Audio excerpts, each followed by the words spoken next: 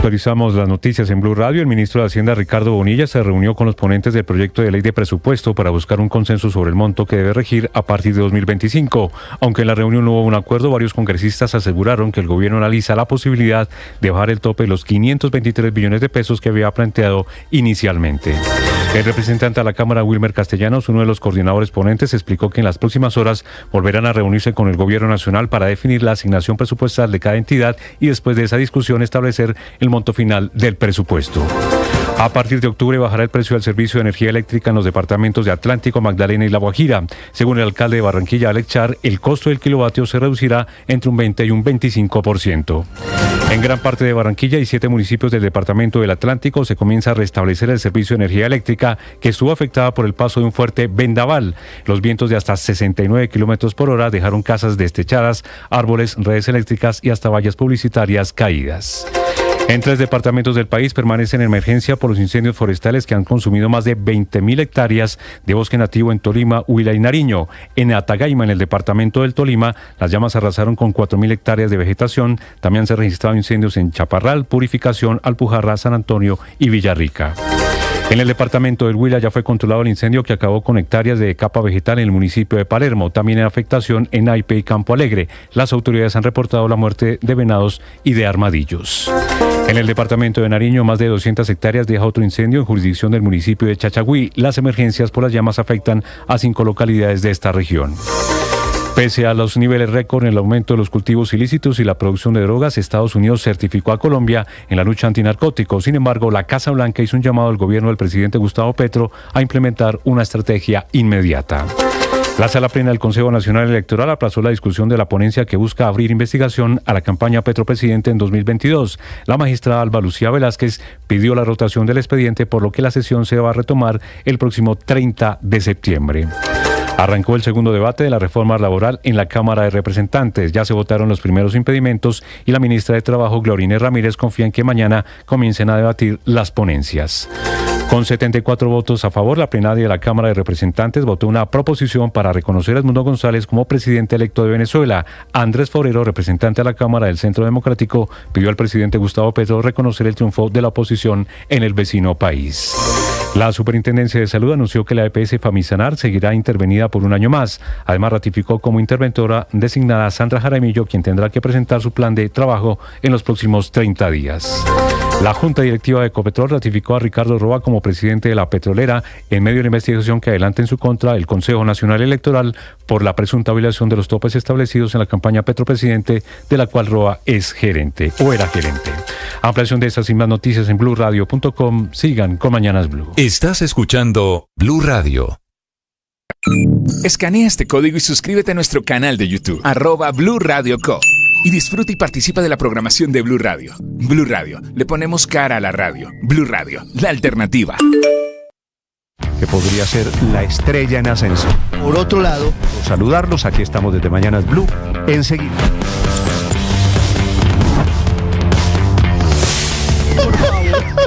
Empeorado por la crisis que además tiene hoy el sistema de... Estás escuchando Mañanas Blue.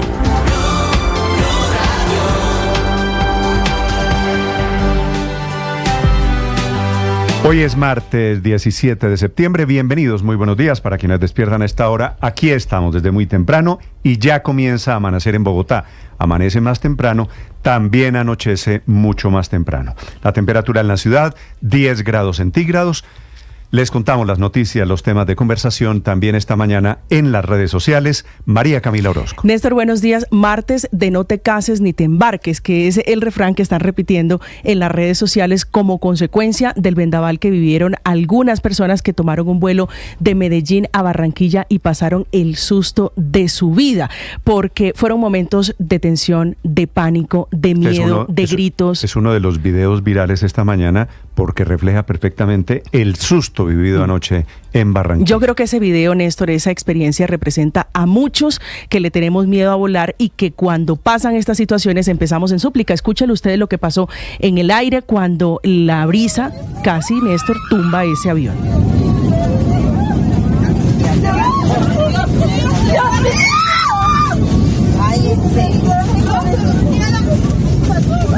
Era la ruta Medellín-Barranquilla, el vuelo iba completamente lleno, tiene que aterrizar de emergencia. Este avión lograba una pasajera que va pidiéndole a Dios que los ayude.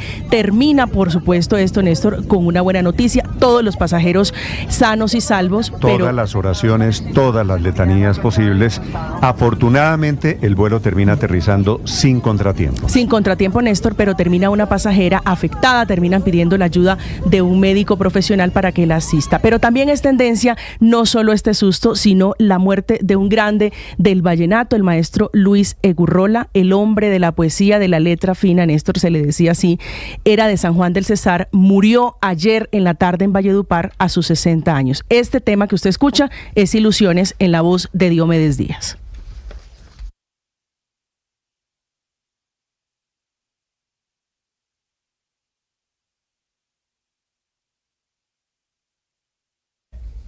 Este es uno de los tantos éxitos, pero a este hombre, a Luis Egurrola, le grabó Silvestre Dangond, le grabó Jorge Oñate, le grabó El Binomio de Oro, Los Diablitos, un éxito que se llama Tú vas a volar. Para ustedes los vallenatos para los era un hombre muy claro, importante. pero era un hombre de vallenato para los cachacos, que le llaman el vallenato no clásico, sí, el vallenato no tradicional, para ser justos. Néstor, pero ya para finalizar, un último tema, ¿tiene plan para las 9:45 de la noche? ¿Qué hay hoy a las 9:45? Le tengo el plan. Hoy hay eclipse de luna parcial a las 9:45 de la noche. Los colombianos van a poder disfrutarlo dependiendo del lugar en el que esté realmente. Está informando la NASA que va a haber transmisión en vivo y en directo, que la recomendación es con telescopio o con cámaras donde puedan tomar las mejores imágenes. Va a durar 1 hora aproximadamente y se espera que cubra el 3% de la luna. Ese es el evento natural donde la luna cruza entre la luna y el sol, la Tierra cruza entre la luna y el sol y cubre parcialmente la Tierra. 3% es lo que se espera que cubra en esta oportunidad. María Camila, gracias. 5:37 a.m. El país amanece en modo alerta. Una decisión no muy publicitada de un juez que decidió suspender el gasoducto de Uchuva, que queda costa afuera, más de 30 kilómetros al frente de Santa Marta. Una decisión judicial que pone en riesgo el abastecimiento de gas. Como si fueran pocos los problemas que tenemos, están en juego 18 años de autoabastecimiento de gas. Este proyecto de Uchuva, que se llama técnicamente offshore, es decir, costa afuera, es el que ha sido suspendido por cuenta de que no hubo consulta previa con comunidades indígenas, que es inexplicable porque es, mar adentro, no afecta a las comunidades, está a 31 kilómetros al frente de Santa Marta. Por eso la alerta hoy, no solo del tema del abastecimiento de gas, lo que más nos importa a todo, sino del sector de la economía, paralizado ahora no solo por decisiones del gobierno, sino también por decisiones de los jueces. De la Asociación Colombiana del Petróleo y Gas, Frank Perl, su presidente. Este pozo tiene 2,5 veces las reservas de gas que tenemos hoy, en una situación de inminente insuficiencia de gas. Esta decisión del juez pone en riesgo la mejor alternativa que tiene Colombia para ser autosuficiente en gas natural, desconociendo la institucionalidad y los pronunciamientos del Ministerio del Interior. Son 36, somos, en realidad me incluyo, 36 millones de colombianos que vivimos del gas, pendientes del gas, y este proyecto Uchuva era en buena medida el futuro de las reservas en Colombia. De Naturgas, el gremio de los productores de gas, su presidenta, Luz Estela Murgas. Hasta que entre Uchuva no se podrá completar el 100% de esos faltantes de gas natural. ¿Por qué? Porque el potencial de reserva que tiene Uchuva es equivalente a cubrir todo, no solamente Uchuva, todo el bloque Tayrona, el 40% de la demanda total nacional del país. El proyecto frenado esta mañana porque no hubo consulta previa con la comunidad de un resguardo indígena que queda en Taganga. Repito, Taganga, que queda a algo más de 30 kilómetros mar adentro de este proyecto que se llama Uchuva 2, explotado por Ecopetrol y por una empresa brasileña que estaba al frente, Petrobras, al frente del proyecto. 5:40 a.m. Marcela Peña con las novedades. Néstor, buenos días. La suspensión del proyecto de gas Uchuva por cuenta de una decisión judicial puede poner en riesgo el suministro de gas natural a precios asequibles para 36 millones de hogares en el país y también la posibilidad de aumentar las reservas en 18 años, advirtieron la Asociación Colombiana del Petróleo Ecopetróleo y Naturgas. La suspensión se dio por cuenta de la decisión de un juez de Santa Marta que obliga a frenar el proyecto hasta que se haga una consulta previa y se cree también un protocolo para la atención de las comunidades ancestrales del agua. Sobre este tema también se pronunciaron los profesionales del gremio. Habla Flover Rodríguez, presidente de la Asociación Colombiana de Geólogos. Técnicamente no es posible hacerlo. Se pone en riesgo la integridad del proyecto. Hay todos unos protocolos y una normativa que debe cumplir Ecopetrol para abandonar un pozo en el offshore. Y esto definitivamente no se puede hacer en 48 horas. Legalmente no es posible que los geólogos ni las petroleras puedan poner un recurso contra esta tutela. La impugnación será una tarea que le queda a Ecopetrol, a Petrobras y al gobierno nacional. Sin embargo, todos aseguran que sacar este proyecto adelante y ponerlo en marcha lo antes posible es un propósito común que hoy une a la industria y al gobierno de Gustavo Petro. Marcela Peña, Blue Radio. Debería ser un propósito común. Gracias, Marcela. 5:41 a.m. Mucha atención. El gobierno de Maduro desde Venezuela está acusando de terrorismo a los españoles detenidos en un supuesto plan para tumbarlo. Una conspiración que Maduro presenta a nivel internacional sin ninguna clase de evidencia. A esta hora desde Caracas, Santiago Martínez. Hola, Néstor, buen día. Fue anoche un programa de televisión de los días lunes que Nicolás Maduro dijo que todos los ciudadanos con pasaporte español son agentes encubiertos del CNI, que es la inteligencia española, y desestimó las declaraciones de los familiares, algunos de ellos, y de voceros españoles, de que se trata o se encontraron acá como turistas tras haber visitado Colombia. Maduro dijo que ambos españoles fueron capturados y que están convictos, confesos y con plena prueba de las acciones que tratarían de hacer acá en Venezuela para asesinarlo, no solamente a él, sino a otros funcionarios del gobierno, y además inclusive dijo colocar bombas en sitios estratégicos acá en Venezuela. Escuchemos. Tienen un relato para conspirar y cuando caen tienen un relato para victimizar a los asesinos, a los terroristas, victimizar a los victimarios.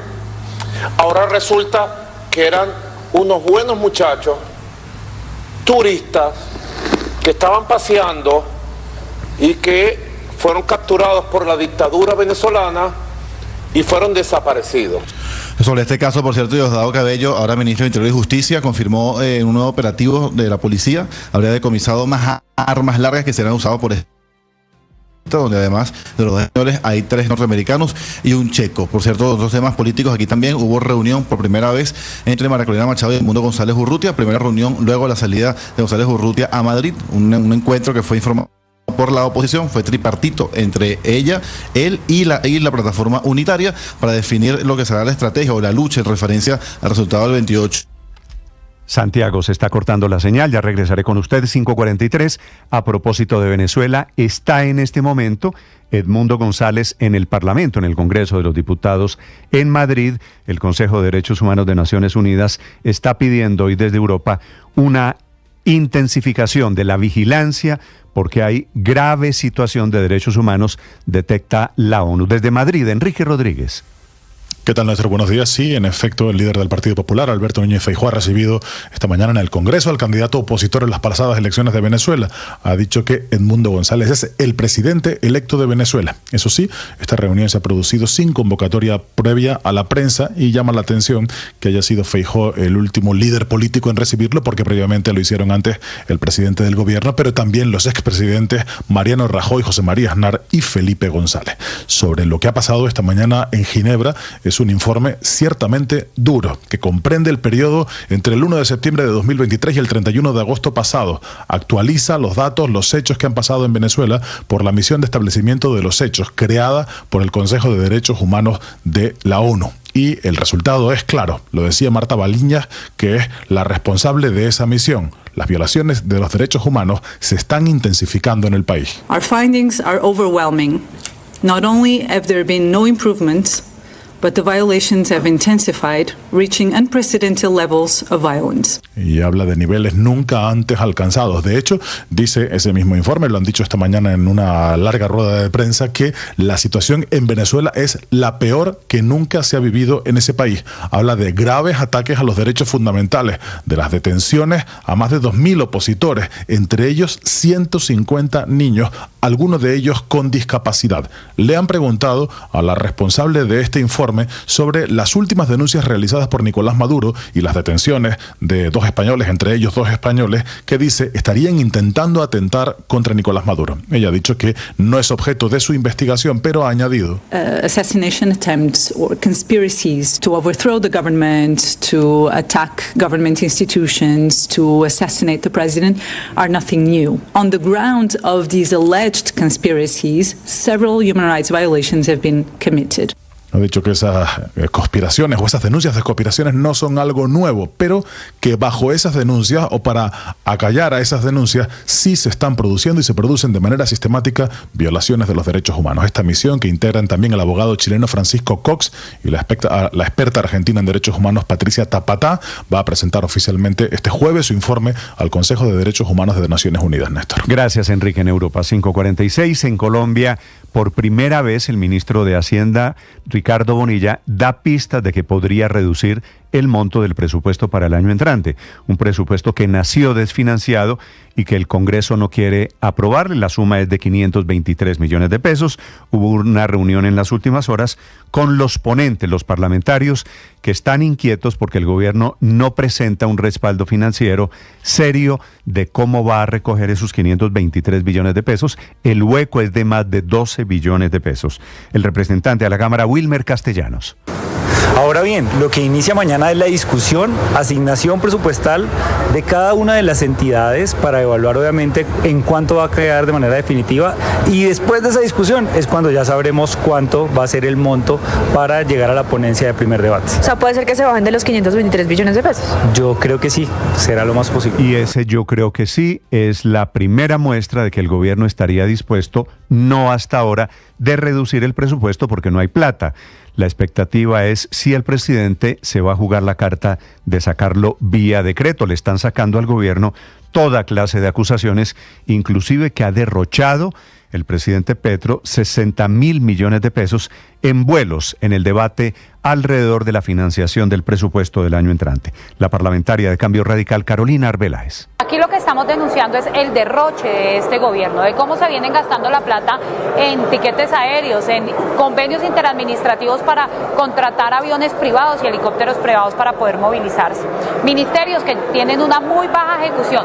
Hoy que el gobierno nacional está tramitando una nueva reforma tributaria, una ley de financiamiento para clavarle. Y ese es el tema y es la noticia económica de hoy martes. Víctor Grosso. Néstor, buenos días. Amanecemos con señales importantes de reactivación en la economía. La industria manufacturera y el comercio, por lo menos en julio, presentaron comportamientos positivos. Estos dos sectores de gran peso en la economía llevan más de un año con números muy rojos, explicando gran parte de la desaceleración que hasta finales de 2023 tuvo la economía del país. Claro que en el primer semestre de 2024 para ellos tampoco es que haya mejorado mucho la situación y por eso las cifras de julio son destacables, ya que de acuerdo con información oficial del DANE, ambos sectores tuvieron números verdes. La producción de la industria manufacturera creció un 2% y las ventas de los comerciantes minoristas aumentaron 1,6%. Aunque hay un repunte, el balance de julio no alcanza a compensar las enormes pérdidas que tuvieron estos sectores por más de un año. Dentro de las reacciones está la de la ANDI, que pese a los resultados de julio pide para el sector industrial medidas claras de reactivación, rechazando propuestas como la ley de financiamiento porque para el gremio el proyecto va en el sentido contrario de la reactivación por su efecto sobre empresas y hogares, medidas que podrían ser recesivas. Para analistas, las reducciones en tasas de interés desde el Banco de la República están empezando a tener un efecto positivo sobre el desempeño de la economía. Víctor Grosso, datayfx.com. Víctor, ahora 5 de la mañana, 49 minutos. Atención, en Medellín, un estudiante, un niño de apenas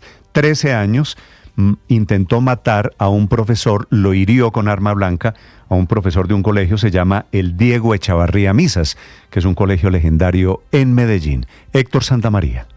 Néstor, buenos días. La situación se reportó casi al final de la jornada de clases cuando el menor de 13 años agredió por la espalda con un objeto cortopunzante, aún por identificar, a Jaime Alejandro Peláez, un docente de física de 41 años. Testigos de las circunstancias indicaron que tras la agresión, que se vivió en un momento de confusión, tratando de dar rápidamente con el paradero del niño, que salió de las instalaciones de la institución educativa Diego Echavarría Misas, pero hasta el momento no se encontró. Según relataron, fueron momentos de tensión. Pues desde eso estábamos en el restaurante, cuando menos pasó? Todo el mundo estaba corriendo, preguntaron, entraron al restaurante a mirar si el muchacho estaba dentro del restaurante, pero el muchacho no estaba ahí, entonces ya comenzaron a indagar, a buscar por todas partes, a mirar en las cámaras y ya se dieron cuenta que el muchacho se había volado aprovechando que estaba A pesar de haber sufrido lesiones a la altura del cuello, cabeza, uno de sus hombros y en la espalda, Néstor, el profesor, se encuentra fuera de peligro, mientras que el señalado agresor está en poder de las autoridades correspondientes con acompañamiento de la Secretaría de Educación. A esta hora en Medellín, el Valle Aburrá, pararon las lluvias donde hubo 89 descargas eléctricas, pero por fortuna nada que lamentar. A esta hora 17 grados de temperatura, Néstor.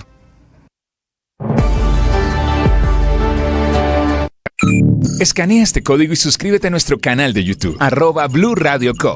Y disfruta y participa de la programación de Blue Radio. Blue Radio, le ponemos cara a la radio. Blue Radio, la alternativa.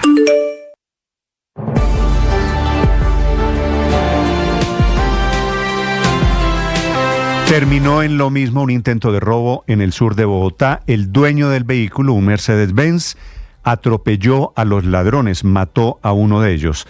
Iba en su carro cuando de un momento a otro los delincuentes lo abordaron, lo amenazaron con arma de fuego, lo que provocó la reacción del conductor que termina atropellándolos, matando a uno de ellos. Reporte del coronel Pedro Saavedra, subcomandante de la policía en Bogotá. De estos hechos tenemos 2 personas capturadas y otra persona que llega a centro médico y por la herida fallece. Al verificar en el sistema penal oral acusatorio, se evidencia que estas personas tienen antecedentes por diferentes delitos. Uno de los ladrones murió y el otro está herido, fue capturado, presentado ya ante la Fiscalía General de la Nación. Pablo Arango. Néstor, ¿qué tal? Muy buenos días. En el barrio Carimagua se reportó un hecho que terminó cobrando la vida de un señalado delincuente. Al parecer, 4 ladrones en moto intentaron robarle las pertenencias al conductor de una camioneta Mercedes-Benz, pero este los embistió con su vehículo, impactando al mismo tiempo contra un bus del SITP. El incidente se dio puntualmente en la calle 38 Sur, con carrera 72. Allí el conductor arrolló a los 2 motociclistas, quienes iban con parrillero. Uno de ellos fue trasladado a un centro médico, pero murió. Otros 2 presuntos delincuentes fueron capturados. Según las autoridades, todos tenían antecedentes y por supuesto nuevamente esta situación pone sobre la mesa la situación de inseguridad que se vive en la capital del país. Pablo Arango Robledo, Blue Radio. Pablo, gracias. Uno de los ladrones, el que quedó vivo, debería estar en prisión domiciliaria. Se voló, intentaron robarle la cadena al dueño de ese vehículo, de ese carro Mercedes-Benz, y terminan en esa tragedia atropellados y emproblemadísimo el conductor del Mercedes. Las 5 de la mañana, 53 minutos.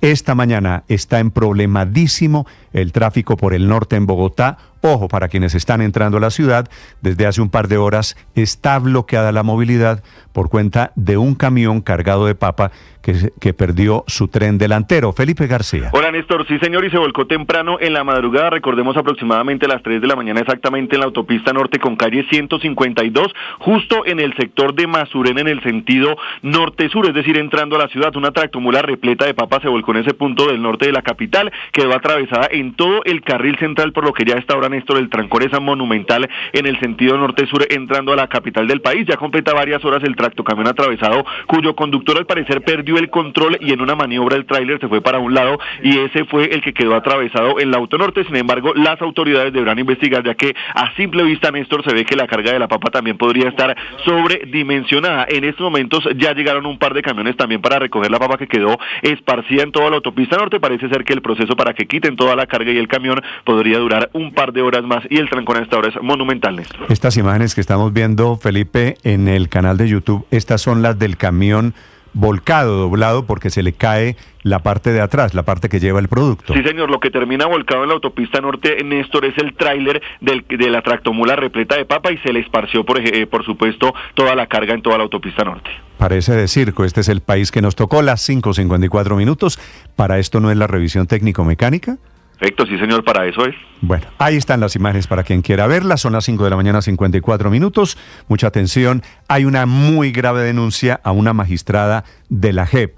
Se llama ella Sandra Castro. La acusan de maltrato y de acoso laboral. Mateo Piñeros. Hola Néstor, buenos días. Con capturas de pantalla, incapacidades médicas y registros de correos electrónicos, 3 funcionarias de la JEP tratan de demostrar ante la Comisión Nacional de Disciplina Judicial que la magistrada Sandra Janet Castro las ha maltratado y acosado laboralmente. En algunos casos decía supuestamente que sus trabajos no servían para nada. Les pedía que durante sus incapacidades estudiaran y habría también tratos humillantes ante el resto del equipo. Incluso una de las denuncias habla de comentarios peyorativos hacia los pueblos étnicos, teniendo en cuenta que la denunciante es una mujer indígena. Cabe resaltar que la murmuración de los compañeros se acentuó en lo dicho por la magistrada Castro Espina sobre mis supuestas incompetencias, comparándolas con las expresiones que en semanas anteriores la magistrada presidenta, en el marco de una sala, le había dirigido a la magistrada Heidi Patricia Baldosea, mujer perteneciente al pueblo afrocolombiano, de quien consideraba no tenía las competencias para ser la vicepresidenta de la JEP, y refiriéndose de manera peyorativa a los integrantes de los pueblos étnicos. Una de las denunciantes ha dicho que la JEP guarda un silencio cómplice, mientras que el presidente de esa jurisdicción, el magistrado Roberto Vidal, le dijo a este medio que ya tomó cartas en el asunto con uno de los casos y se está haciendo un acompañamiento psicológico. Mateo Piñeros, Blue Radio. 5:56 minutos. Atención, ha sido una noche y una madrugada llena de terrorismo y de explosiones en Cúcuta, producto de choques entre bandas criminales en Cúcuta, la capital de norte de Santander. A esta hora, Freddy Quiñones. Néstor, muy buenos días. Así es, varios hechos de alteración del orden público se han registrado. El primero ocurrió cerca al puente internacional Simón Bolívar, a menos de 300 metros tras la activación de una granada. 3 personas lesionadas, entre ellas un hombre mayor ya, una persona que se encargaba de realizar actividades comerciales, y 2 carretilleros, es decir, las personas que llevan mercancía en el puente internacional entre ambos países.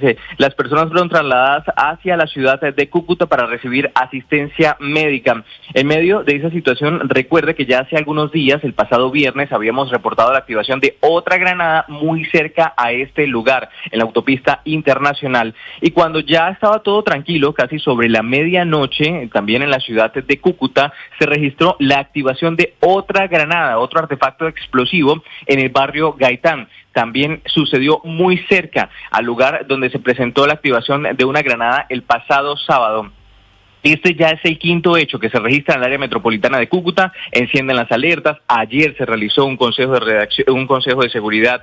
Sin embargo, no se llegó a ninguna conclusión sobre este tema. Se espera que el día de hoy se realice un nuevo consejo de seguridad para determinar las acciones. ¿Qué está sucediendo aquí, Néstor? Pues es una guerra que se está presentando entre las bandas transnacionales, por lo menos la del Tren de Aragua, y la banda criminal de Los Pepinos, que está ubicada desde hace varios años en la ciudad de Cúcuta. Pero por ahora no hay acciones por parte de las autoridades. Estás escuchando Blue Radio y bluradio.com.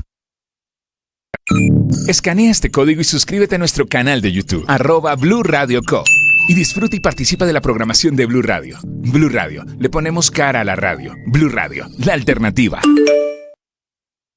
Que podría ser la estrella en ascenso. Por otro lado, saludarlos, aquí estamos desde Mañanas Blue, enseguida.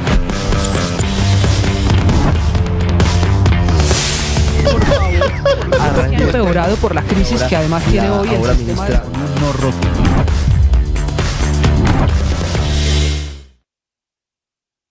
¿Alguna vez escuchaste que un cura y una cantante se enamoraran en un bus?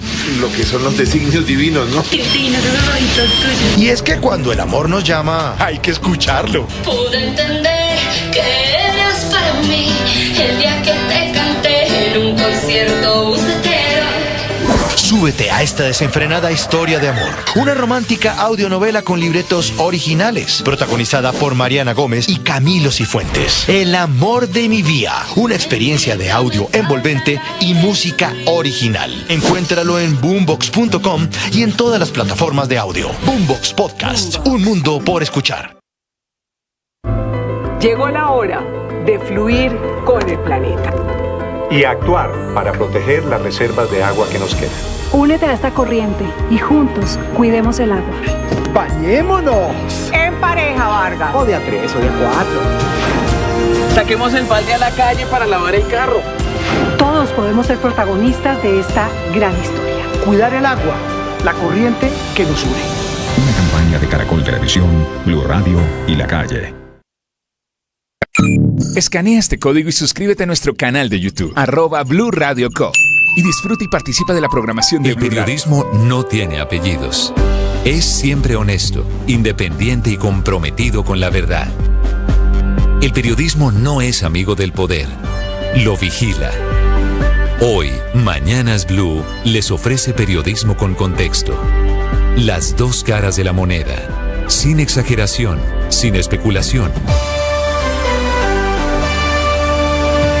A partir de este momento, Mañanas Blue es periodismo en radio.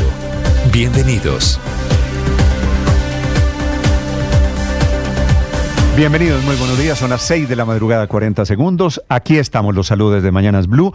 Está regresando esta mañana el servicio de energía a Barranquilla y a 7 municipios del Atlántico. Se comienza a prender Barranquilla después del muy duro y doloroso impacto de un poderoso vendaval que dejó desde anoche, casi a las 7 de la noche, casas destechadas, árboles y redes eléctricas caídas. Una emergencia que desató gran pánico en Barranquilla, en toda el área metropolitana, esos 7 municipios, dejando no solo viviendas afectadas, locales comerciales, el corte del suministro de energía, sino árboles que literalmente se cayeron, techos que se vinieron al piso, unos coletazos de una onda tropical que azotaron a Barranquilla con vientos huracanados de hasta 70 kilómetros por hora. En Barranquilla, Magdalena, Bolívar, todo Atlántico. Un susto que se vivió anoche, no solo en tierra, ya van a escuchar ustedes los testimonios en el aire. Un vuelo que cubría la ruta Medellín-Barranquilla tuvo que cambiar de emergencia, aterrizó en Barranquilla después de varios minutos intentando aterrizar en el aeropuerto Cortizos, con unos testimonios muy, muy asustadores de lo que se vive en medio de un huracán de estos que los cogió en pleno vuelo, de la que se salvó usted, padre Llanero. No, Néstor, no me salvé, porque a mí me tocaba volar en el vuelo de 7, y entonces yo iba para el aeropuerto, era un huracán, mire, fotos como estas, es decir, una vaina oscura, terrible. Vaina oscura, una cosa, ya la paso al canal. Y Néstor, lluvias en medio de la lluvia, pero torrencial y la brisa muy fuerte. Le tocó un pedacito. Me tocó un pedazo, claro. Alcancé a llegar al aeropuerto bajo lluvia y mi vuelo no salió. Hubo que esperar como hasta las 10 de la noche. Pero llegó. Llegué y sano y no tuve ese tucutuco en el aire que era cosa seria. Él no tuvo que sacar la artillería religiosa. El tucutuco en el aire, ya lo van a escuchar ustedes, fue el de decenas de personas que tuvieron que aterrizar de emergencia. El susto fue muy grande. Hablando de Barranquilla, una buena noticia es que va a bajar la tarifa de energía en Atlántico, Magdalena y La Guajira, los departamentos en donde funcionaba aire, intervenida la semana pasada por el gobierno. 260 pesos menos por kilovatio, que demuestra que el gobierno sí tenía herramientas ahora después de la intervención. Le puedo decir algo, pero ojalá no solo baje, sino que el servicio sea constante. Néstor, mire, en Barranquilla y Santa Marta, que fue donde yo estuve, está haciendo 40 grados de temperatura, 50 grados de temperatura es la sensación térmica. Néstor, uno se mete en el aire y se va la luz 5 veces al día. 5 se le fue a usted. Bueno, esperando, el gobierno se va a poner a prueba, padre, como administrador ahora de una de las empresas que era privada hasta la semana pasada. Amanecemos con 23 incendios forestales, arden a esta hora por las altísimas temperaturas y por la falta de lluvias. Pronóstico de lluvias a partir de finales de este mes de septiembre. Mientras tanto, no solo vendaval en el Caribe, no solo vendaval en Santander, sino incendios y casi 20.000 hectáreas de tierra consumidas. Especialmente grave la situación esta mañana en Natagaima, en el Tolima. En Huila hay 5 incendios en Cauca, 3 en Cundinamarca, que ya han consumido 12.800 hectáreas. Si usted tiene tierras, si está pensando en viajar este fin de semana, ojo con los incendios forestales. Un país en llamas y no hay bomberos, no hay plata. Carlos Carrillo, que es el director de la Unidad de Gestión de Riesgo, la saqueada por los Zampones, Olmedo y compañía, reconoció que hay estaciones de bomberos con lo mínimo para apagar incendios. Falta inversión en gestión forestal sostenible y faltan equipos de respuesta rápida. Les voy a hablar A propósito de tarifas de energía, la Comisión de Regulación de Tarifas de Energía y Gas prepara medidas extraordinarias para evitar racionamientos de energía ante el bajo nivel de los embalses. El objetivo es aumentar la capacidad de generación del sistema y el llamado es para prender plantas pequeñas, también para esas instalaciones industriales que generan su propia electricidad y podrían tener alguna oferta extra para venderle al resto del país. Y una amenaza adicional por cuenta de una increíble decisión judicial. Se ha conocido de una tutela que pone en pausa la exploración de gas en el pozo Uchuva 2, que estaba ubicado frente a Santa Marta. 31 kilómetros mar adentro, en aguas profundas frente al Caribe, un proyecto crucial para la autosuficiencia energética del país. Una tutela cuestiona la falta de consulta previa de una comunidad indígena y por cuenta de eso se está apagando un proyecto de Colombia con Brasil, con Petrobras, Ecopetrol y Petrobras, en el cual ese proyecto teníamos depositadas las esperanzas para el abastecimiento de gas de 18 años. Tras de cotudo, con paperas, decían las abuelas, fuera de que el gobierno no tiene interés en el tema de los energéticos, ahora se atraviesa esta decisión judicial que pone en riesgo el abastecimiento de 36 millones de colombianos. Bienvenidos, es un gusto saludarlos. Les contaré en segundos de la decisión o de la no decisión de ayer del Consejo Nacional Electoral que aplazó para finales de este mes de septiembre una decisión sobre las cuentas de la campaña Petro del 2022. Decisión que el presidente Petro ha dicho es un golpe de Estado, surtiendo problemas de tiempo de magistrados que no han sido notificados, de magistrados que llegaron. El Consejo Nacional Electoral no tomó una decisión como estaba prevista ayer lunes. Los problemas para el Consejo Electoral residen. El ex magistrado Alfonso Campo pidió abrir investigación formal y formular cargos por propaganda electoral extemporánea contra la campaña por el famoso evento de la P en Barranquilla que fue celebrado en septiembre. El Consejo Electoral también investigará o podría investigar ese famoso evento con el que se abrió la campaña. Dice el presidente Petro, no era época de campaña porque la campaña solamente comienza 3 meses antes. La campaña Petro, sin embargo, arrancó prematuramente. 6-7 minutos, aquí estamos para acompañarlos en este amanecer. Hoy es día de eclipse de luna en Colombia, será esta noche a las 9 de la noche. Para quienes quieran verlo, será visible en buena parte del país. Enseguida el resumen, lo más importante lo preparamos aquí en Voces y Sonidos en Mañanas Blue.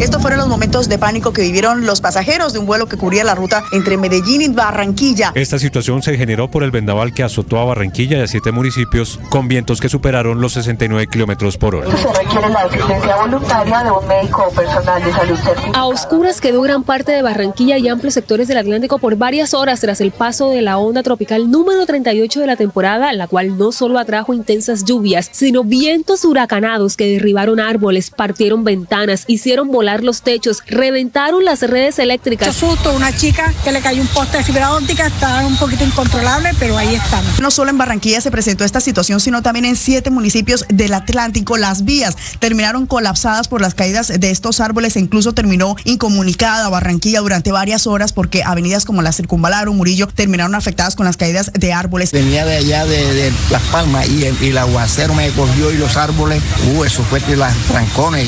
Esta situación afectó la prestación del servicio de telefonía móvil en varios municipios. Además, a esto se suma que varios sectores aún se encuentran sin el servicio de energía. Se habla de que varias personas habrían resultado heridas por el impacto de elementos que volaron con los fuertes vientos y hasta ahora todavía hay árboles caídos en Barranquilla y varios sectores a oscuras. Estaba llorando, yo estaba orando ya, estaba que el corazón se me quería salir. Sonaba como gatos peleando entre sí. ¡Wow! Alexander Martínez, meteorólogo del IDEAR. Por ejemplo, en el aeropuerto de Barranquilla se registraron algunas ráfagas de viento de hasta 69 kilómetros por hora y tuvimos vientos de 36 kilómetros. ¡Wow! Tenaz como quema el árbol.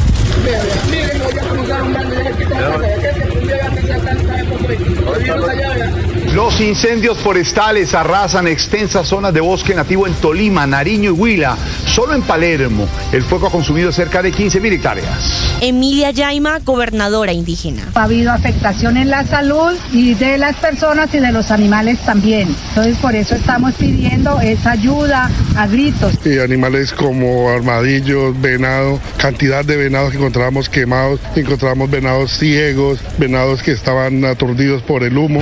Se espera un tiempo seco en los próximos días en Bogotá, un panorama que no es alentador ante los anuncios del alcalde Carlos Fernando Galán, quien advirtió en los últimos días que el 21 de septiembre se conocerá si los bogotanos retomarán el esquema anterior de racionamiento de agua. Tatiana Sierra es la jefe de la Oficina del Servicio de Pronósticos y Alertas del IDEAM. A lo largo de la semana, en la ciudad de Bogotá se espera predominio de tiempo seco, con cielos entre ligera y parcialmente nublados, sin descartar lloviznas ocasionales y de corta duración al sur de la ciudad. Es posible que se registren elevadas temperaturas del aire, oscilando entre 20 y 23 grados Celsius, mientras que las mínimas pueden oscilar entre 5 y 9 grados Celsius. A pocos días de haber comenzado la intervención del gobierno a la empresa Aire, se conoció una gran decisión que podría favorecer a la reducción de las altas tarifas de energía para los usuarios de Atlántico, Magdalena y La Guajira, donde esta compañía presta sus servicios. El agente interventor Carlos Diago, delegado por la Superintendencia de Servicios Públicos, anunció de que la opción tarifaria queda suspendida indefinidamente. Cuento con el respaldo de la Superservicios. Desde el año entrante tendremos que importar gas natural para atender la demanda nacional y cada año va a ser peor, a menos que entre a operar el proyecto de gas Uchuva. Según la Asociación Colombiana de Petróleo y Naturgas, lo que hay en juego con la suspensión de este proyecto por cuenta de una tutela son 18 años de reservas para el país. El presidente de la ACP, Frank Baer. Desconociendo un proceso que ha sido respetuoso de todos los estándares ambientales y sociales, estas son las decisiones arbitrarias que están apagando el país y que van en contra de nuestra soberanía energética. El Consejo Nacional Electoral postergó la votación para definir si abre o no investigación a la campaña Petro Presidente por la presunta violación de topes electorales. Sus magistrados se reunirán nuevamente a finales de este mes. De momento, el magistrado Altus Vaquero no será reintegrado a la sala plena pese a la orden de la Corte Constitucional. La presidenta Marixa Martínez considera que debe esperar a ser notificada con la sentencia y no con una comunicación del alto tribunal. Precisamente, el abogado Héctor Carvajal dio a entender que la decisión que tome el CNE no será reconocida por el mandatario si se trata de una imputación de cargos. Las decisiones que se adopten en cualquier entidad, ante un juez, una corporación judicial y con mayor razón en una autoridad administrativa como es el Consejo Nacional Electoral, que son contrarias al régimen jurídico nacional, a la institucionalidad y a la jurisprudencia, no atan ni al juez ni a las partes, ni tienen fuerza vinculante ni constituyen cosa juzgada. En respuesta a un derecho de petición sobre la supuesta compra y uso de Pegasus, la Dirección de Inteligencia de la Policía descartó tajantemente que en la institución se haya comprado o usado este software espía, teniendo en cuenta que según la información propia no se han destinado o asignado ningún recurso para la adquisición del mismo. Santiago Suárez es el ciudadano al cual le respondieron este derecho de petición. Donde me decían, en la Dirección de Inteligencia Policial no se cuenta con procesos contractuales, equipos o software Pegasus. Asimismo, no se ha destinado o asignado ningún rubro para la adquisición del mencionado software.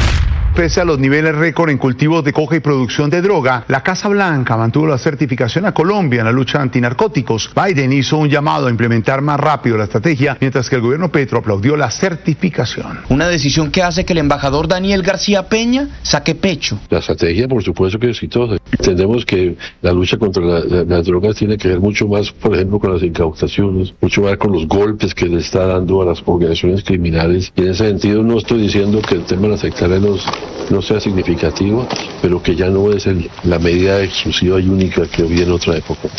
El presidente Gustavo Petro firmó la resolución que autoriza la Mesa de Diálogos de Paz con el Frente Comuneros del Sur, un grupo que antes pertenecía al ELN y que tiene presencia en el departamento de Nariño. En este documento, el presidente Gustavo Petro también designa a su delegación de diálogos. El jefe negociador será Carlos Erazo y estará acompañado por Ángela María Robledo, André Giovanni Gómez, Clemencia Carabalí y Pablo Francisco Pardo.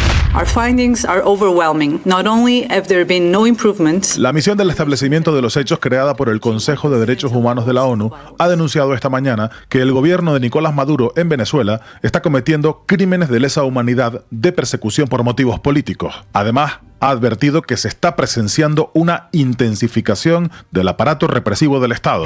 Con el número 10 haciendo su estreno. Bienvenido a la liga, una vez más. Con todos ustedes, señoras y señores, a la cancha, James Rodríguez, para hacer su presentación en el Rayo Vallecano. James Rodríguez debutó en el Rayo Vallecano. James ingresó al minuto 86 y jugó 10 minutos en la victoria 3-1 de su equipo frente a los Osasuna por la quinta fecha de la Liga de España. Sobre el debut de James habló su técnico Íñigo Pérez. Estoy encantado de que esté aquí. Yo creo que la acogida que está teniendo por parte de los aficionados es excelente. Estoy encantado de que esté y seguramente vaya jugando con más regularidad. Hoy inicia la nueva Champions League. El torneo más prestigioso de fútbol a nivel de clubes estrena nuevo formato y lo hará con 6 partidos. Los más destacados del día de hoy se jugarán a las 2 de la tarde y serán Real Madrid contra el Stuttgart y el Milan contra el Liverpool. Estás escuchando Blue Radio. Escanea este código y suscríbete a nuestro canal de YouTube, @Blue Radio Co. Y disfruta y participa de la programación de Blue Radio. Blue Radio, le ponemos cara a la radio. Blue Radio, la alternativa. Enseguida el resumen lo preparamos como lo anticipamos aquí en Blue Radio. BlueRadio.com. En Armenia, Javier.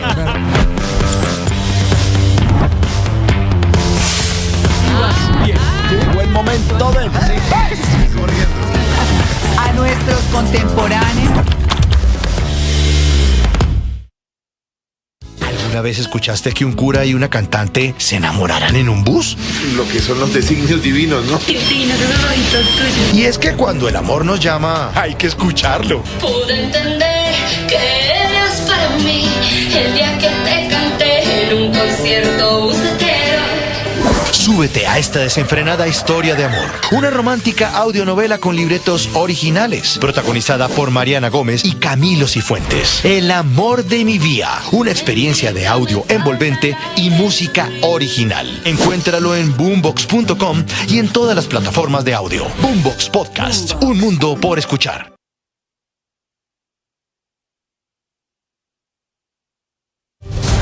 Hoy juegas de titular. Eres la 10 de toda una familia.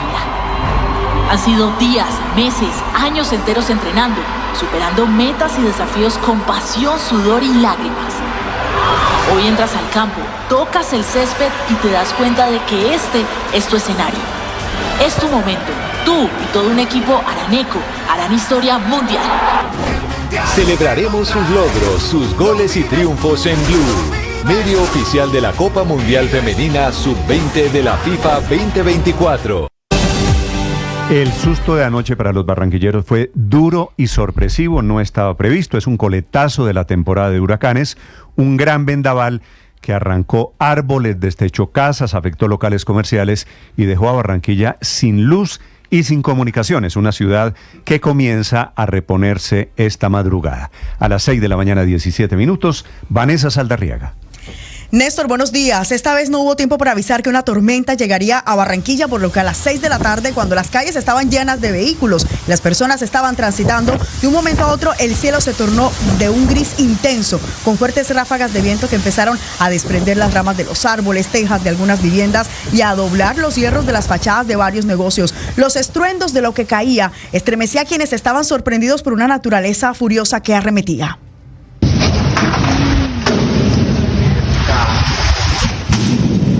Parecían pequeñas explosiones, pero eran la caída de tejas. La noche se anticipó, pues la oscuridad se tomó a los municipios del Atlántico y a Barranquilla antes de las 6:15 de la tarde, mientras que la gente corría en búsqueda de refugio. Celia Hurtado, quien es trabajadora del centro de Barranquilla, cuenta cómo luchó para no ser arrastrada por los vientos. Luego mi compañera y yo empezamos a correr por toda la 43 hasta arriba. La brisa no nos dejaba caminar. Y un poco de personas nos acogieron y nos tiramos en una estera de un almacén que estaba cerrado para que la brisa no nos llevara. Los grandes árboles de Barranquilla no lograron soportar la fuerza de este vendaval y empezaron a caer sobre las vías, desprendidos desde la raíz y llevándose por delante hasta los postes. Mucho susto, una chica que le cayó un poste de fibra óptica, está un poquito incontrolable, pero ahí estamos. Venía de allá de Las Palmas y el aguacero me cogió y los árboles, eso fue que las trancones. Yo estaba llorando, yo estaba orando ya, estaba que el corazón se me quería salir. Sonaba como gatos peleando entre sí. ¡Wow! Aunque algunos dicen que por centímetros se salvaron de ser impactados con estas caídas repentinas sobre la vía. Oh, Dios mío, Diosito me salvó. Mira el tronco donde cayó, a unos 5 centímetros míos. Pero es que no solo caían árboles, también los techos, como el de un supermercado olímpico ubicado en el suroccidente de la ciudad, en el que tuvieron que ser evacuados de emergencia los compradores y trabajadores.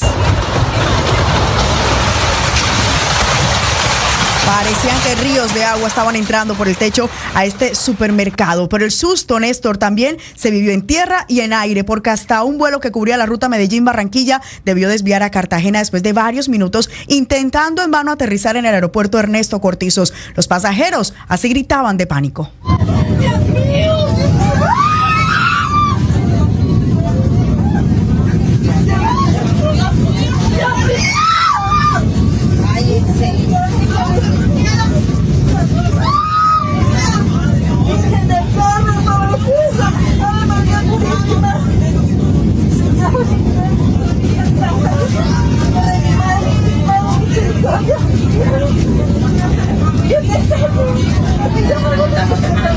Con el cinturón de seguridad abrochado y ajustado. Entre el llanto de los niños y las oraciones de los adultos, habló muy tranquila la azafata para darle tranquilidad a los pasajeros, quienes finalmente fueron desviados hasta Cartagena para posteriormente devolverlos a Barranquilla. Alexander Martínez, quien es meteorólogo del IDEAM, indicó que todo se trató del paso de una onda tropical que generó ráfagas de viento hasta por 70 kilómetros por hora. Por ejemplo, en el aeropuerto de Barranquilla se registraron algunas ráfagas de viento de hasta 69 kilómetros. Y es importante mencionar que oficialmente no hay reportes de personas heridas. De acuerdo con el reciente balance que está entregando de manera preliminar la alcaldía de Barranquilla, se tienen 50 barrios afectados por voladuras de techos e inundaciones. Esto es preliminar porque todavía están en el levantamiento de la información. También la Gobernación del Atlántico nos confirma que todos los municipios tienen daños en colegios y también en voladuras de techos, Néstor. Pero tienen clases hoy esos colegios, Vanessa. Hay clases suspendidas en varios colegios de los municipios del Atlántico. Por lo menos la lista ya nos cuenta de 15 colegios que informaron a sus alumnos que hoy no van a abrir sus puertas porque tienen afectaciones por caída de techos. Vanessa, gracias. 621. Y usted oye los testimonios, padre. Se nos sale, creamos o no, se nos sale...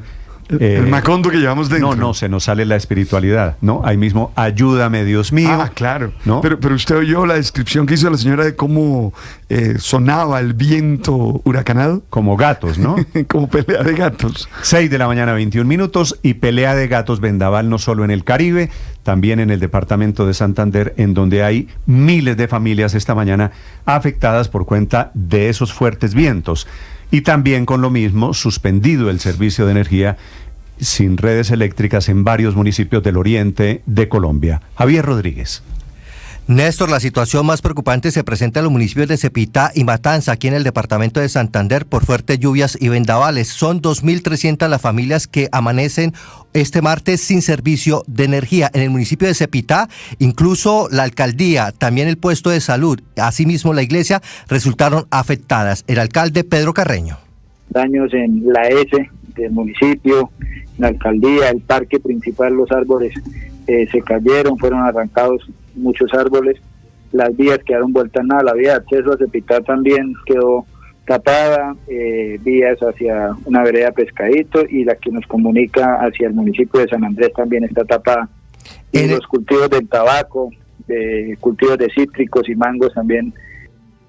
En el municipio de Matanza, en el corregimiento de Santa Cruz, Néstor, ubicado a 2 horas de Bucaramanga, fueron destruidos cientos de hectáreas de café, plátano y yuca, también de frutas. Igualmente allí hay unas 200 viviendas totalmente destruidas. Una de las afectadas dijo lo siguiente. Y así quedó la casa, sin techo, completamente destruido todo. La Elba la sacó de su marco y la tumbó acá, encima de la casa. Total destruida. Desde la mañana de hoy, un equipo técnico de la Gobernación de Santander se desplaza, Néstor, a estos dos municipios, Cepitá y Matanza, en Santander, precisamente para realizar una evaluación de damnificados y daños presentados precisamente por las lluvias y los fuertes vendavales en el departamento de Santander, Néstor. Gracias, Javier. Pueden ver las muy impresionantes imágenes en redes sociales y en el canal de YouTube de Blue Radio. Son las 6 de la mañana, 23 minutos. Amanecemos, hoy es 17 de septiembre. No hubo golpe de Estado. En el Consejo Electoral ayer aplazaron la decisión. Negaron la solicitud. ¿Se aplazó el golpe de Estado en la lógica del presidente? Quedó para finales de este es un golpe de Estado que era en una reunión. Curioso. Negaron la solicitud de la defensa del presidente, del doctor Carvajal, que era de nulidad, y al tiempo, simultáneamente, estudian una nueva ponencia del magistrado Alfonso Campo en contra del presidente, ahora por propaganda electoral. Esta es la formulación de cargos por el acto de campaña, si ustedes lo recuerdan, la de la famosa pela de Petro. Sí, por hacer campaña antes de que estuviera permitido. Usted se acuerda, Héctor, eso fue en la Plaza de la Aduana en Barranquilla, cuando Plaza de la Paz se llama, ¿no? De la Paz, sí, señor. No había comenzado la campaña, era septiembre del 2021, estábamos a 8 meses de las elecciones, pero el presidente Petro ya andaba en, usted se acuerda, la financiación de Euclides Torres, que es más o menos reconocido ya en las cuentas de campaña. El tema no es cuánto costó, sino si eso hacía parte de campaña. Y la ponencia del magistrado Campo dice que sí, que ellos anticiparon la campaña y que fue un acto de campaña, aunque técnicamente no estábamos en campaña. Como evidentemente yo creo que sí, digamos, a mí me parece que este caso de todos es tal vez el más claro, porque además los candidatos, y el presidente Petro lo hizo no solo en Barranquilla sino en otras partes, anticipan la campaña, y pues eso tiene el problema de que los gastos en los que se incurren en esos eventos no forman parte de los gastos de la campaña, y entonces pues hay un problema de desigualdad entre los candidatos, porque se trata de que la campaña solo sea desde cuando inscriben su candidatura. Ahora es por supuesto una avivatada, eso muy a la colombiana, de decir no se puede meter en la campaña porque técnicamente la campaña no había comenzado, pero anticipamos la campaña y nos volamos los topes porque todavía no estábamos en campaña, y es, por supuesto, usted lo ve, y era un acto estrictamente electoral, organizado por Armando Benedetti, con plata de Euclides Torres, y era el lanzamiento de la campaña Petro-Presidente. Pero fueron además varios eventos. Hubo otro en Cartagena en donde hicieron un apelo los lancheros de la zona con sus lanchas. No fue solamente ese evento, y podría ser una infracción también al Código Electoral. Lo que dice el CNE es que ahí podría haber también una formulación de cargos. Dos casos distintos. Uno, el de la violación de los topes, y otro, el de la campaña antes de tiempo. ¿Será este tema, la investigación de si era o no campaña, más combustible para las diatribas permanentes del señor presidente? Son las 6 de la mañana, 26 minutos. Andrés Carmona. Néstor, buenos días. Al final no hubo golpes de corbata, no hubo golpe de Estado, no hubo vulneración del fuero presidencial. La realidad es que aunque el presidente Petro puso toda la atención el día de ayer a la sesión de la Sala Plena del Consejo Nacional Electoral, en el que se discutieron las dos ponencias que piden investigar al presidente por irregularidades en la financiación de la campaña y por publicidad extemporánea, al final los magistrados decidieron aplazar la decisión por 15 días más. La sorpresa de la sesión fue la llegada espontánea del magistrado Altus Vaquero, quien arribó a la sede del Consejo Electoral a pedir que se le permitiera ser restituido en sus funciones, a pesar de que la corporación no ha sido notificada formalmente de la decisión de la Corte Constitucional que protegió su cargo luego de la anulación por el Consejo de Estado. Un gusto saludarlos. Hemos presentado aquí al Pleno del Consejo Nacional Electoral la solicitud de reasunción de funciones en la medida en que la Corte Constitucional el 20 de agosto, mediante sentencia SU 342 de este año, decidió amparar los derechos míos al acceso a los cargos públicos y al debido proceso. Esto por cuanto el Consejo de Estado, según la Corte Constitucional, pues escogió la tesis más restrictiva para verificar los requisitos de los 15 años para ser magistrado de la del Consejo Nacional Electoral, como lo se refiere el artículo 264 y 232 de nuestra Constitución. Al final, los 8 magistrados negaron la restitución de Vaquero y tomaron 3 decisiones claves frente al futuro de la investigación que adelantan los magistrados Benjamín Ortiz y Álvaro Hernán Prada por violación violación de topes. Primero, le entregaron el expediente en rotación a la magistrada del Pacto Histórico, Alba Lucía Velázquez. Segundo, no concedieron la solicitud de suspensión del debate de la ponencia para dar trámite a la recusación presentada el día de ayer por no contar con requisitos legales. Tercero, negaron la solicitud de suspensión del debate mientras se resuelve el incidente de nulidad presentado por el abogado del presidente Petro, Héctor Carvajal, a pesar de que este incidente fue aceptado por la Sala de Consulta y Servicio Civil del Consejo de Estado, quien pidió tanto al Consejo Electoral como a la Comisión de Acusaciones de la Cámara que en menos de 3 días remitan sus conceptos sobre este conflicto. Con esto el debate se aplaza, pero las tensiones políticas y jurídicas siguen porque, como comentó el abogado Carvajal en entrevista aquí en Mañanas Blue, no van a reconocer ninguna decisión que los afecte. Pues que la atacaremos por todos los medios y no la acataremos, acudir ante el Consejo Nacional Electoral a presentar unos descargos. El tema de movilización es un tema de carácter político. Yo haré lo que me corresponde en lo jurídico. Pero también la ponencia sobre financiación irregular habría que sumar otra presentada por el magistrado Alfonso Campo, que según el detalle del documento conocido por Blue Radio, también pide abrir investigación formal y formular cargos en contra del presidente Gustavo Petro por la realización de propaganda electoral anticipada. Según la ponencia, el Consejo Electoral recibió cerca de 16 denuncias en contra del hoy presidente desde septiembre de 2021, en las que se pedía investigar diferentes actos públicos y cuñas digitales y radiales en las que se habría promovido la figura del entonces senador como aspirante a la presidencia y a la coalición Pacto Histórico sin estar dentro de los 3 meses reglamentarios por el calendario electoral o estar inscritos como coalición y candidatura oficial. Entre los actos públicos que fueron estudiados por la ponencia se resaltan la concentración de la P gigante ocurrida en la Plaza de la Paz de Barranquilla el 10 de septiembre de 2021 y que según Nicolás Petro fue financiada por el empresario Euclides Torres, la concentración en Pereira el 8 de octubre de 2021 y el acto en la Boquilla de Cartagena el 21 de octubre de 2021, en donde los pescadores construyeron otra letra P con sus lanchas. La ponencia también deja claro un punto que se contradice con la tesis del presidente de la República de que a través de una investigación administrativa se busca apartarlo del cargo. Se trata del tipo de sanción que podría incurrir el presidente. En la página 45 del documento queda claro que de prosperar esta investigación y de ser eventualmente hallado responsable, el presidente Petro incurriría en una multa que oscila entre los 18 millones y los 184 millones de pesos. Sin embargo, desde el gobierno le hacen un llamado al Consejo Electoral para que estudie y respete el fuero del presidente. El director de Prosperidad Social, Gustavo Bolívar. Que debería estudiar el CNE son las normas constitucionales que le impiden investigar directamente al presidente. Yo creo que esa es la postura del gobierno. Es una postura netamente constitucional, es que el juez natural del presidente de la República es la Cámara de Representantes y exactamente la Comisión de Acusaciones. Lo que sí es cierto es que el 30 de septiembre los 8 magistrados ya deberán tener los conceptos de las 2 ponencias y proceder a la votación. Pero si para esa fecha se reintegra Altus Vaquero, se produciría otra dilación, ya que podría pedir el reparto del expediente y entre varios aplazamientos podría terminar lo que queda de este 2024. Andrés Carmona, Blue Radio. Ricardo Ospina es periodista. Está en Mañanas Blue.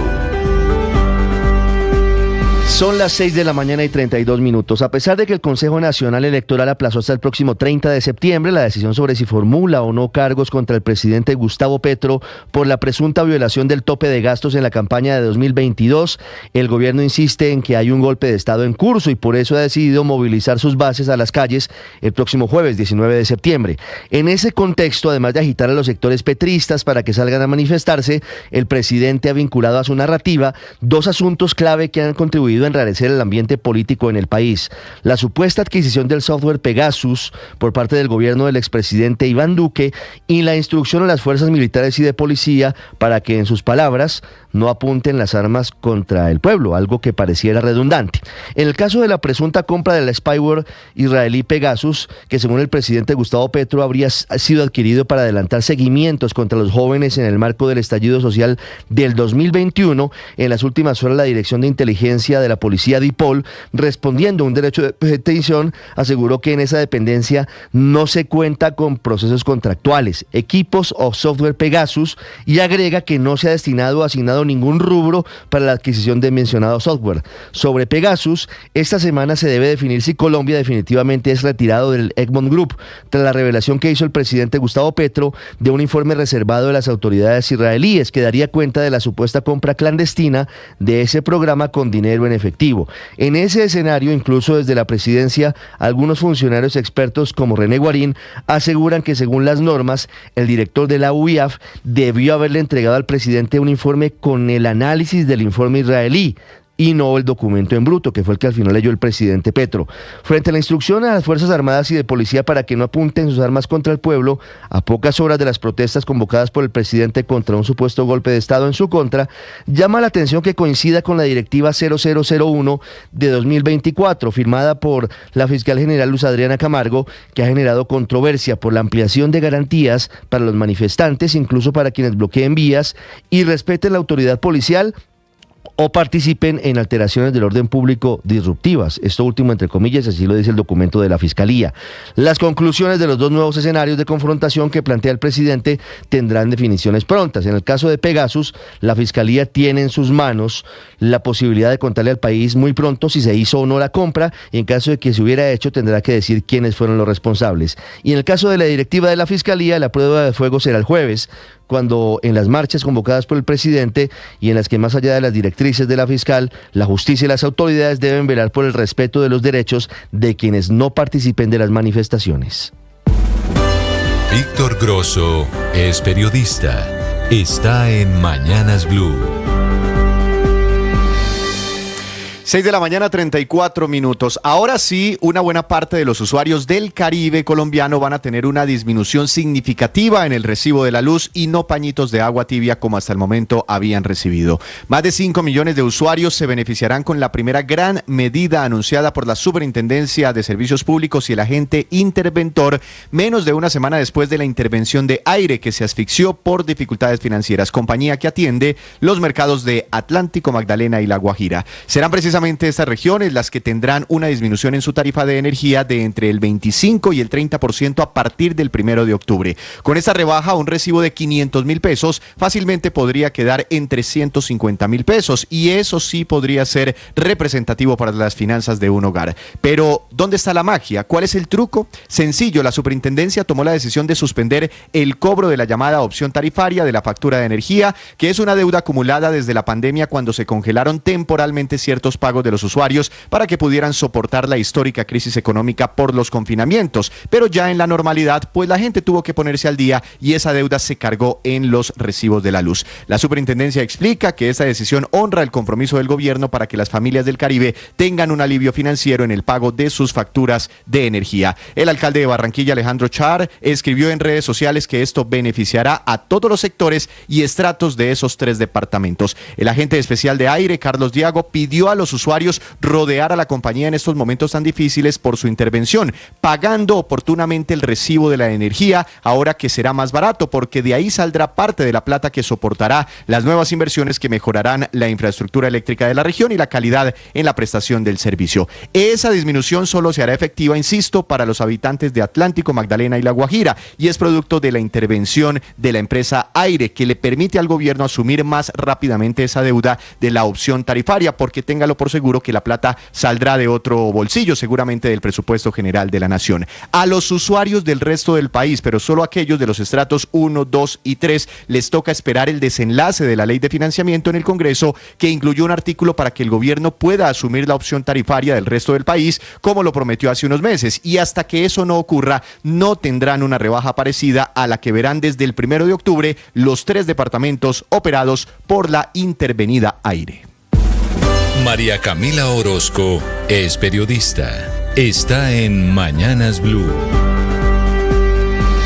Ahora son las 6:37 minutos de la mañana. El gobierno nacional abrió otra ventana, otra puerta en la paz total. El presidente Petro dio vía libre a la negociación con el llamado Frente Comuneros del Sur, que solía ser el frente guerrillero del ELN en el departamento de Nariño, pero que ahora es el disidente. Este nuevo paso significa la profundización de la más intensa crisis que vive la negociación con el ELN, que ha acatado y ha atacado a Oti Patiño y llama traidor al gobierno nacional por la decisión de avanzar así con esta, que es una pequeña facción de un grupo delincuencial. Es la resolución 369 de 2024, con fecha del 13 de septiembre, la que le da vida a esta nueva mesa de negociación. Fue firmada para que este frente, en mayo, que se separó de la guerrilla del ELN y a la que perteneció por más de 30 años, dice que se busquen pactos de paz tendientes a facilitar el desarme y la desmovilización y el tránsito a la paz del grupo armado en mención y el cese de hostilidades y afectaciones a la población civil, que es el motivo real del chantaje con el grueso del ELN, incluyendo a su comandante, Antonio García, que se ha opuesto a la reanudación del cese al fuego bilateral con el Estado colombiano. Como en procesos de paz central con el COSE, el jefe negociador va a ser un excomandante del M-19. Se trata de Carlos Erazo, que fue comandante de Petro cuando este estuvo en las filas guerrilleras en el departamento del Tolima. No es el único paso en este nuevo frente de paz, de la paz total. Además de la instalación de la mesa, se instaló en Samaniego, en el departamento de Nariño, un programa de desminado humanitario que es la principal apuesta o la cuota de los delincuentes del ELN para decir que sí quieren la paz. Pero mientras avanzan con unos, con el COSE se les sale de las manos la situación. Estaban preparando un atentado terrorista con un camión que cargaron con explosivos en la zona del Catatumbo y que por fortuna detectó la Policía Nacional. Juan Camilo Maldonado es periodista. Está en Mañanas Blue.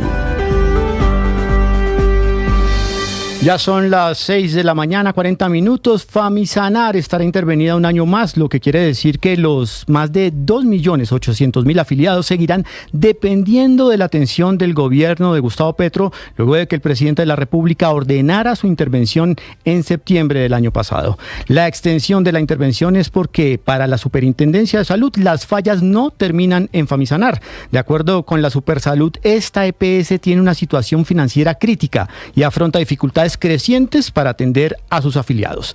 Las tutelas por la falta de acceso a la atención médica en esta EPS aumentaron un 42% en los primeros 4 meses de este año.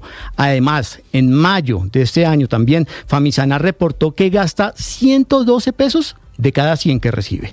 En un mes, Famisanar, una de las 6 EPS que ha intervenido el gobierno de Gustavo Petro, deberá presentar un plan de mejora para evaluar y operar la red de servicios en salud para que permita la atención adecuada de los pacientes, mejorar sus indicadores de salud y ejecutar también planes para la entrega oportuna y completa de medicamentos. Famisanar opera en 16 departamentos del país. La mayoría de los usuarios se concentra en Bogotá, Cundinamarca, Santander, Boyacá y Tolima. Estás escuchando Blue Radio. Escanea este código y suscríbete a nuestro canal de YouTube, @Blue Radio Co. Y disfruta y participa de la programación de Blue Radio. Blue Radio, le ponemos cara a la radio. Blue Radio, la alternativa. Que podría ser la estrella en ascenso. Por otro lado, saludarlos, aquí estamos desde Mañanas Blue, enseguida.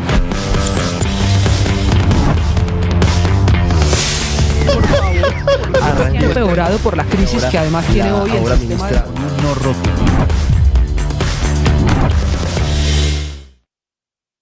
¿Alguna vez escuchaste que un cura y una cantante se enamoraran en un bus? Lo que son los designios divinos, ¿no? Divinos esos ojitos tuyos. Y es que cuando el amor nos llama, hay que escucharlo. Pude entender que eras para mí el día que te canté en un concierto bucetero.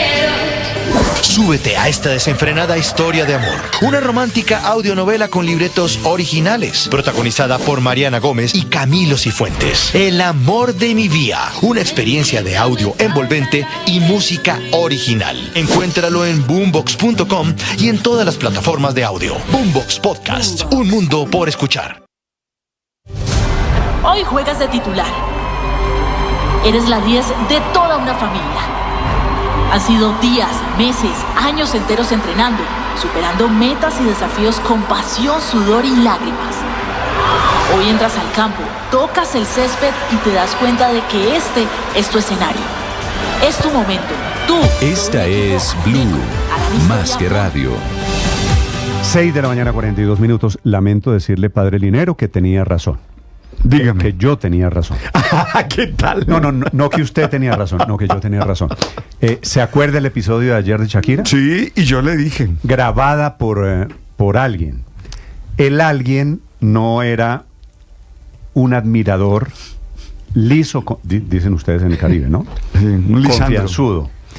Era un miembro de su equipo de trabajo que estaba grabando. Lo que quiere decir es que formaba parte de... Todo era parte, efectivamente. Me caí.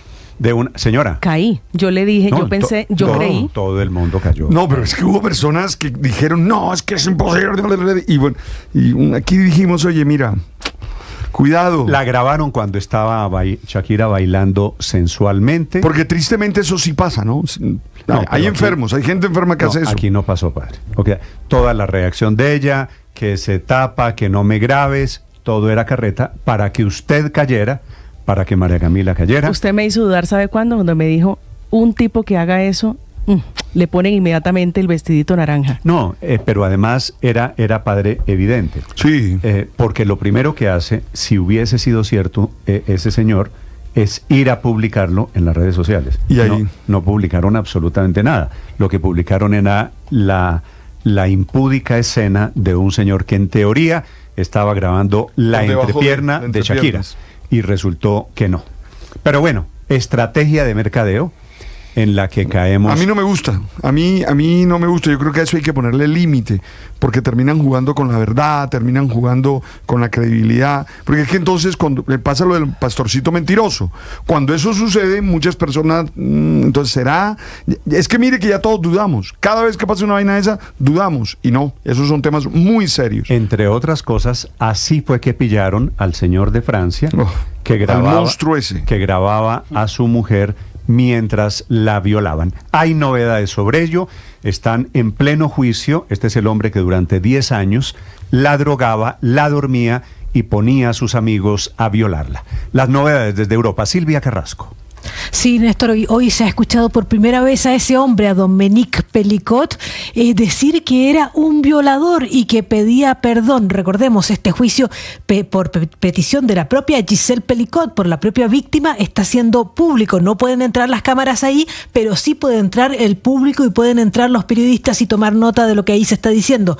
Se había suspendido unos días el juicio porque este hombre está con cálculos renales, pero ahora ha vuelto. Y lo que ha dicho es que su mujer no merecía el calvario sufrido por 10 años. Recordemos que este hombre por 10 años, desde 2011 a 2020, lo que hacía era drogar a su exmujer administrándole medicamentos para dormirla, para inmediatamente invitar a desconocidos a violarla. De esos videos que se le encontraron, hay 50 identificados, y esos hombres lo que dicen es que ellos no son violadores, sino que iban a la situación porque el marido los invitaba y que les decía que ella estaba avergonzada y que por eso se hacía la dormida. Bueno, otra de las cosas que dice este hombre en el juicio es que él es un violador como todos los que están acusados en esa sala. Dice que lo sabían todos y no pueden decir lo contrario, porque en definitiva no estaban recibiendo el consentimiento de su mujer. La verdad es que este es un caso que surgió y me recuerda lo que están contando ahora de Shakira, porque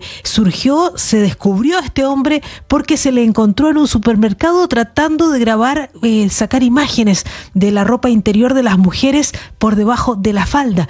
Y claro, cuando le quitaron el móvil, quisieron revisar qué tenía en el ordenador y descubrieron que tenía más de 20.000 videos y que la mujer violada reiteradamente en esos videos por distintos hombres, hasta 70 hombres, era la misma mujer y que resultó ser su esposa. De esos 70 hombres, 50 fueron identificados. Otra cosa que ha dicho en esta declaración ante el juez y que llama mucho la atención, Néstor, es que dice este hombre que amó a su mujer durante 40 años y que la amó mal durante 10 años. Dice, nunca debía haber hecho eso, lo arruiné todo, perdí todo, debo pagar por ello. Y dice además que sigue enamorado de ella. Cosas insólitas de este hombre, y que claro, se cree que puede enfrentar entre 26 y 74 años de prisión. 4 meses va a durar este juicio, Néstor, y recién estamos conociendo lo que él está diciendo. Habrá que escuchar qué es lo que dicen esos otros 50 acusados, Néstor.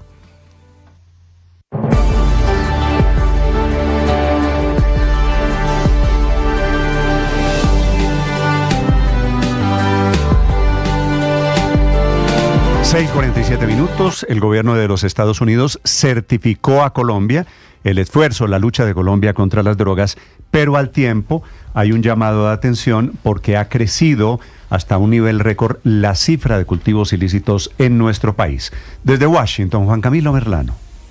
Néstor, buen día. De producción de cocaína también hay cifra récord según lo que ha referenciado la administración Biden en la región. Por eso dice que exige acciones urgentes por parte de los gobiernos en Sudamérica. Sobre Colombia hay que decir que destaca la cooperación entre ambos países, particularmente menciona la incautación de 841 toneladas métricas de cocaína durante el año 2023, pero insta a la administración del presidente Gustavo Petro a meterle el pie al acelerador, a dotar de recursos su plan estratégico, su plan antinarcóticos anunciado a inicios de este año, pero al mismo tiempo también implementarlo de manera expedita. Decíamos que pese a los niveles de récord, porque los niveles que hay hasta ahora, recordemos que el mismo gobierno colombiano a principios de este año referenció que el año pasado hubo cerca de o más de 250.000 hectáreas de hoja de coca sembradas y según Naciones Unidas se produjeron unas 1.700 toneladas métricas de cocaína. No obstante, el gobierno colombiano dice que es una estrategia exitosa. Lo que pasa es que el criterio exitoso lo hacen a partir del punto de vista de que la administración Biden ya no solamente está teniendo en cuenta la erradicación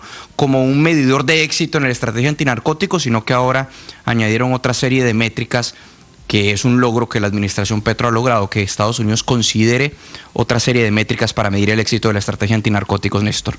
Juan Camilo, gracias. 6:49. El embajador de Colombia ante la Casa Blanca es Daniel García Peña. Señor embajador, buenos días. Buenos días, Néstor, ¿cómo está? Bien, embajador, ¿cómo va usted? Afortunadamente muy bien. Embajador, esta certificación, han pasado 20 y pico de años desde cuando la certificación nos asustaba, era el gobierno de Ernesto Samper.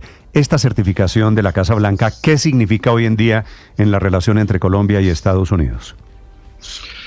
Significa varias cosas. En primer lugar, que la relación está en un muy buen estado, que ha venido evolucionando a lo largo de los años, que se ha entendido cómo este fenómeno del narcotráfico es un fenómeno complejo, también cambiante, y creo que más allá de que se haya certificado a Colombia, como señalaba ahora Juan Camilo Merlano, es que se ha acordado, hemos llegado a acuerdos entre Colombia y Estados Unidos para entender que para medir la lucha contra el narcotráfico hay que ir mucho más allá de medir el número de hectáreas de coca. La lucha contra el narcotráfico, que se había centrado durante tanto tiempo exclusivamente en ese elemento y que pues al fin y al cabo iba en contra de los cultivadores cocaneros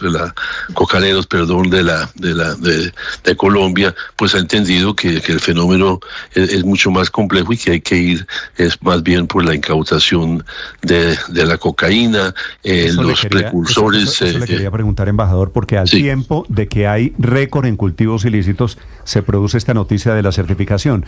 ¿Con base en qué criterio dice el gobierno de Estados Unidos que Colombia es un socio eficiente en la lucha antidrogas? Tiene que ver con que precisamente hemos acordado con Estados Unidos que ahora son 12 métricas distintas que miden precisamente otros aspectos del negocio.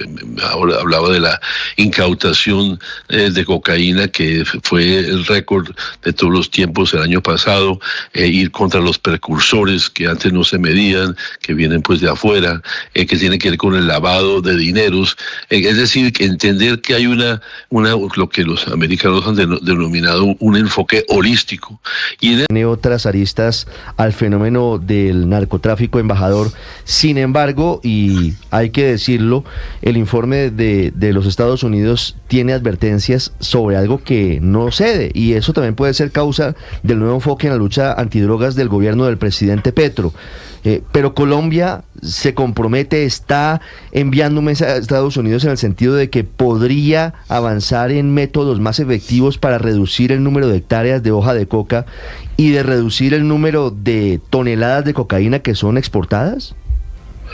No, es que digamos, es que son todos pedazos del mismo del mismo problema. Decimos, el tema de los cultivos sigue siendo importante, pero efectivamente lo que hemos aprendido en Colombia y Estados Unidos lo ha entendido también así, es que sustituir cultivos, generar posibilidades sustentables de los campesinos, pues son cosas que se dan a mediano y largo plazo, y solamente se puede dar en la medida en que exista un proceso integral. Entonces no se puede esperar de un día para otro resultados, pero por lo contrario, en el pasado también se erradicaron muchos cultivos, y en la época de la fumigación salían las cifras a decir que se habían erradicado más que nunca, y el narcotráfico como el fenómeno continuo, porque el tema de la coca, la producción de la coca es solamente un factor, y el negocio del narcotráfico precisamente ha tenido la habilidad, digámoslo así, de adaptarse a esas condiciones,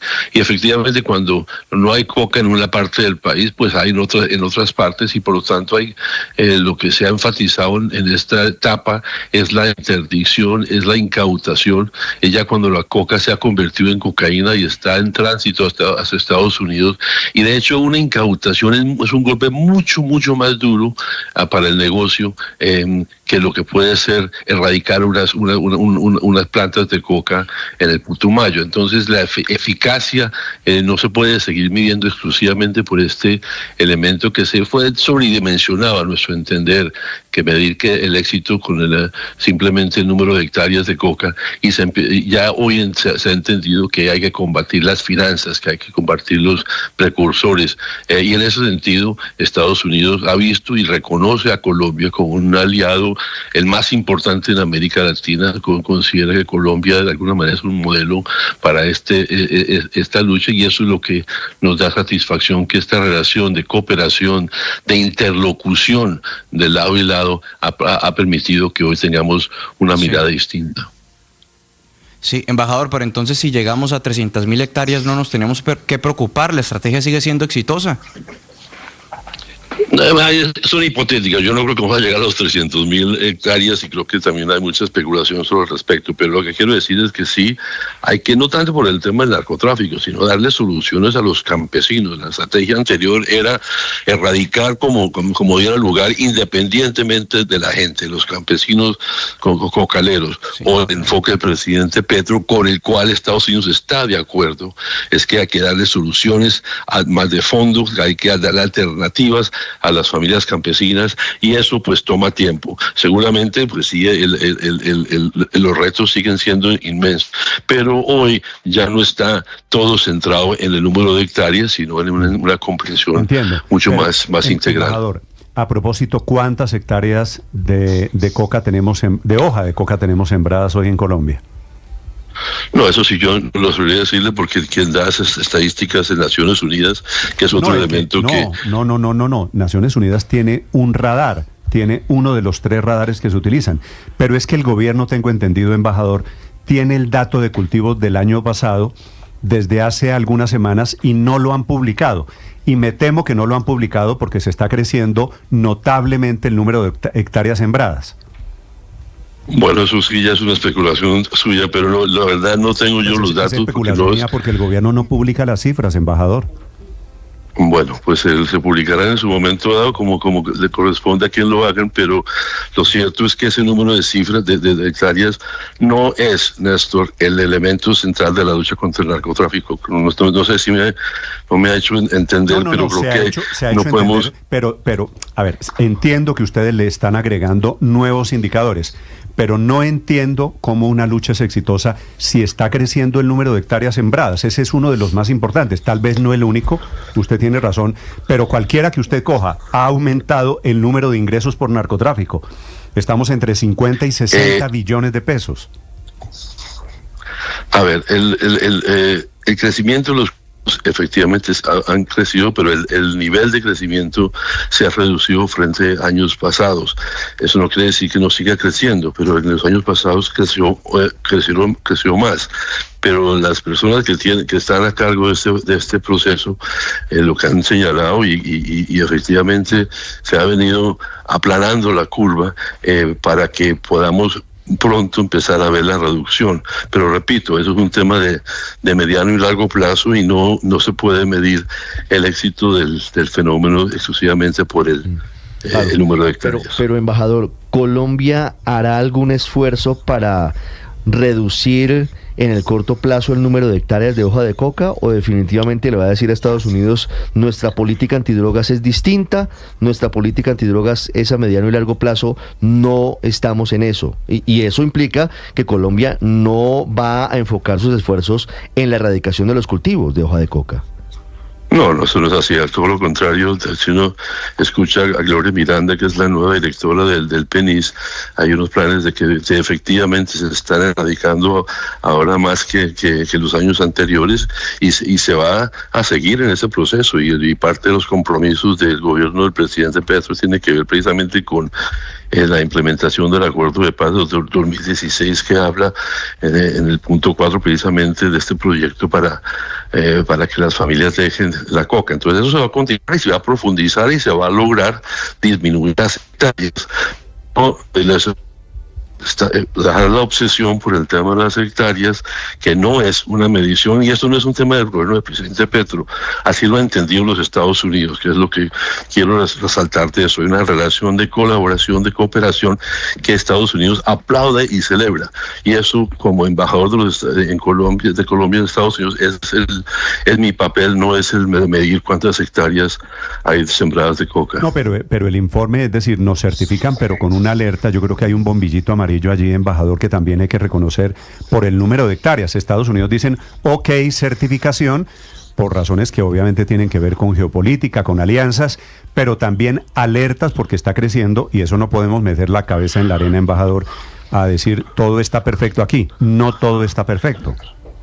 Nadie ha dicho que todo está perfecto y reconocemos efectivamente, y siempre se ha reconocido que el tema de la coca es un tema complejo que tiene que ver con desarrollo, con una ausencia del Estado histórico, que este gobierno está empeñado a llevar a territorializar el puesto de paz, y efectivamente el tema de la coca sigue siendo importante, y no tanto por el fenómeno del narcotráfico, sino por la vida de los campesinos cocaleros y las familias que viven del negocio. Entonces, en eso no, de ninguna manera se está escondiendo una realidad. Hay una situación compleja, pero las políticas del gobierno han bien entendido que esto es parte de un fenómeno mucho más integral. Embajador, ¿cuándo le entrega las cartas credenciales al presidente Biden? Usted ya entregó copias de estilo al Departamento de Estado, pero ¿cuándo va a la Casa Blanca y se toma esa foto con el presidente Joe Biden? Mañana. Ah, bueno. Importante, noticia ahí. Entonces mañana estará en la Casa Blanca entregándole cartas credenciales al presidente Joe Biden. ¿Eso es con frac, embajador? Señor, eso es un corbata y vestido normal.